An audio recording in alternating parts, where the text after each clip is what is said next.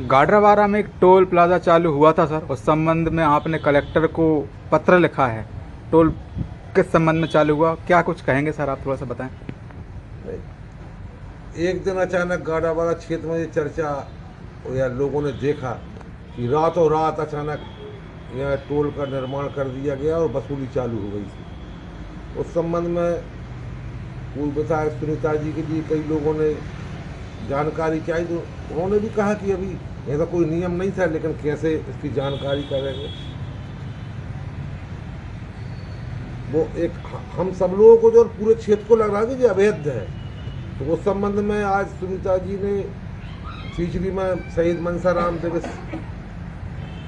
जयंती पर आज वहाँ कार्यक्रम था, तो वहाँ उन्होंने मंच से बोला भी था कि हमने कलेक्टर को आज पत्र लिखा और 4 तारीख तक का समय दिया। अगर 4 तारीख को टोल बंद नहीं हुआ तो 5 तारीख को हम स्वयं जाके क्षेत्र के लोगों के साथ में जाके उस टोल को बंद कराएंगे। कल 3-4 दिन से इस संबंध में हम सब साथियों, ब्लॉक अध्यक्ष और जो भी हमारे सहयोगी हैं, सब इन लोगों से हमारी चर्चा चल रही थी इस विषय में। आज पत्र भी दिया है। तो सर ये 3-4 दिन चालू रहा, तो कितना इसमें आय हुआ, कितना क्या कुछ हुआ, कितनी इनकम हुई, इसके बारे में कौन जानकारी देगा? नहीं, ये प्रशासन बताएगा। अभी आप ही बता रहा है कि शायद आज बंद है, तो आज कैसे चालू कैसे हुआ था, किन लोगों ने चालू किया था? यहाँ का गाडावाला का स्थानीय प्रशासन और जिला प्रशासन, इन्हें पता नहीं था। तो सब व्हाट्सएप पे और सोशल मीडिया पे, अखबारों में चल रही थी कि जिला प्रशासन और स्थानीय प्रशासन अनभिज्ञ थे। अगर 1 मिनट भी गलत काम नहीं होना चाहिए, प्रशासन की जवाबदारी है। और इतने दिन तक चला था उधर रात टोल पे इतनी वसूली होती रही।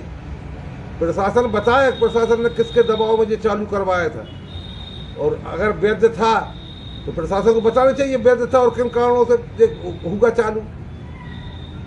और जितने दिन की ये अवैध वसूली उन ट्रक वालों से हुई है, वो इनको पैसा वापस करना चाहिए उनको, कि पैसा वापस होगा। अरे ये कहाँ की करेली की पर्ची दे रहे थे, और प्रशासन के लोग देख रहे थे पर गाडावाला में टोल नाका और पर्ची करेली की नाके की। ये इसी से साबित हो रहा था कि ये फर्जी है। और इस प्रकार से कई अवैध अनैतिक काम इस गाडावाला विधानसभा में चल रहे हैं। जैसे सबसे बड़ा प्रमाण है ये टोल नाका का, तो पूरी दुनिया पता है कि ये अवैध रूप से चालू हुआ था। और जबकि खुद इसके विभाग के जो केंद्रीय मंत्री हैं नितिन गडकरी जी, उन्होंने लोकसभा में कहा था कि 60 किलोमीटर के अंदर जो भी टोल है भारत में, वे सब अवैध हैं। हम उनको सबको धीरे धीरे अलग करेंगे। और अलग कर भाई कौन कहे, न चालू कर रहे हैं। सर गाडावारा में जादू हुआ, टोल टैक्स नाका चालू हुआ और बंद हुआ, क्या कहेंगे सर आप? रातों रात लगाया गया भाई। यहाँ की जो नगर पालिका सीमा में लगाया है, तो क्या उन्होंने नगर पालिका की परमिशन ली? और दूसरी बात यह है कि जो रसीद लोगों को दी जा रही थी, जहाँ तक मेरी जानकारी में करेली की रसीद दी जा रही थी। अब ये मतलब टोल टैक्स की ब्रांचें चालू हो गई, ये पहली बार देखने को आया है। बड़ा समझ के बाहर इस तरह की व्यवस्था चल रही है, और इसका कांग्रेस भरपूर विरोध करती है।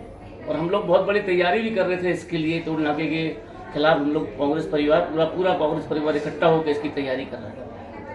संबंधित जो विभाग के अधिकारी हैं, उनको भी इस पर टोल नाका रातों रात चालू होने पर संज्ञान लेना चाहिए। सम्मानीय कलेक्टर निगम को भी संज्ञान लेना चाहिए कि इस तरह कोई ब्रांच टोल नाके कैसे चालू की जा रही है। अब तक अभी हमने देखा है, माननीय मंत्री नितिन गडकरी जी ने ये कहा है कि 60 किलोमीटर की परिधि में ही दूसरा टोल नाका बनेगा।